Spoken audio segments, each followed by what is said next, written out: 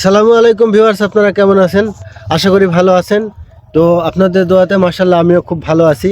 তো আজকে আমি চলে আসলাম মাঠে। তো মাঠে এসে দেখতে পাচ্ছি যে অনেকগুলা সরিষা ক্ষেত, আর এই জমিগুলা কিন্তু অনেক নিচু জমি। এই নিচু জমিতে কেনই বা সরিষা লাগাইছে বা বুনছে সেটা আমি জানি না। তো আজকে আমি দেখি এই মাঠে কাউকে পাওয়া যায় কিনা। তো আমার সঙ্গেই থাকুন আপনারা, আর ভিডিওটা শেষ পর্যন্ত দেখতে থাকুন। এই যে বন্ধুরা, আমি একজনকে দেখতে পাচ্ছি, দেখি ওনার সাথে কথা বলে কিছু তথ্য জানতে পারি কিনা। আসসালামু আলাইকুম ভাই। ওয়ালাইকুম সালাম। ভাই, এই সরিষা ক্ষেত কি আপনার? হ্যাঁ, এই সরিষা ক্ষেত আমার। ভাই, আপনার এই জমিতে দেখে মনে হচ্ছে নিচু জমি। তো এই নিচু জমিতে সরিষা কেন বুনছেন? সরিষা বুনছি বলতে সব বই তো পড়ি আছে না মাঠের, যেহেতু এটা ফেলি তুলি খেয়া এই সরিষা হইলি ঘানি হয়ে গেল একটা বা এক ঘানি হয়ে গেলি তো অনেক কিছু। পরে ধান লাগিয়ে দেবো চাষমাস করি। ও, তাহলে এই বোরো ধান লাগাবেন নাকি? না, ওই যে রড মিনিকেট ধান লাগাবো। ও হ্যাঁ হ্যাঁ, তো ওইটাকেই বোরো ধান বলে। এই যে আপনার এই যে শীতের পরে এই যে ধানটা আপনার চৈত্র মাসে ওঠে বা বৈশাখ মাসে ওঠে, ওই ধানটাকেই বোরো ধান বলে। হ্যাঁ, ওই তো ধানই যাই লাগাবো। হোক, তো আপনার এই সরিষা তো খুব অল্প দিনের সময় নাকি? কতদিন লাগে এই সরিষাটা উঠতে? সরিষা উঠতে ওই তো 2 মাস বা 1.5 মাস এমন।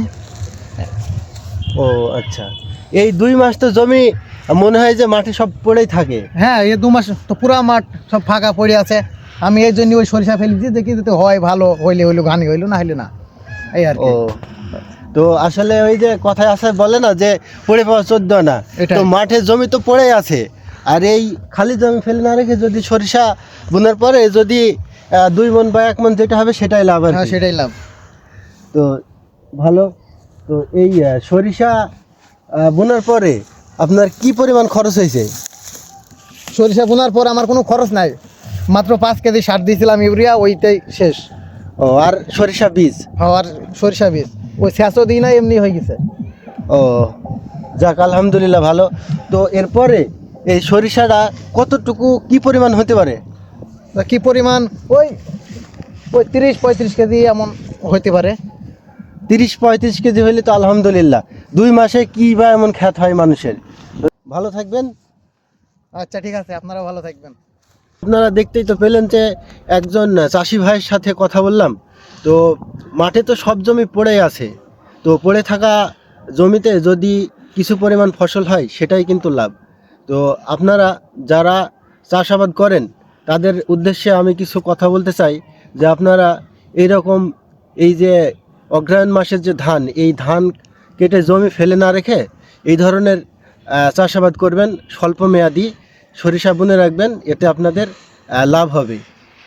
তেল পাবেন, যে তেলটা আপনারা একেবারে প্রাকৃতিক তেল, অর্গানিক তেল।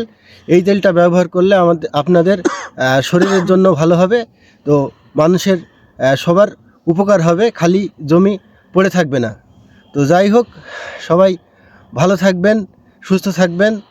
আর আজকে এই পর্যন্তই। তো সকলকে ধন্যবাদ।